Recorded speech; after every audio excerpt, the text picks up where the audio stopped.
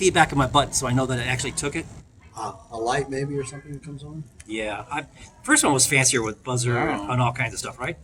And then I built a slide, but I had problems with my power supply because I thought, all right, I didn't want to do this. I'm going to use a battery, and I used my DIN input, and it was overheating the 5-volt regulator, and then it would crash on me. And I didn't know that at the time, but I figured it out last night. I think I saved it there. It's come back. Well, down a little bit more, open up, save it, back off a little bit. Lift I it up have first. a little bit of mapping yet to do, then go back home. Now let's see. All right, Let's see if we can do magic. it.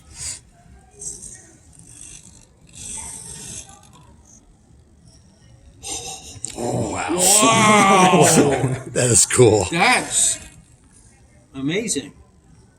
Wow. He's not. Wow. That's great work, great. Steve. That's amazing. It's not following exactly the same. I've not really No, but investigated. it's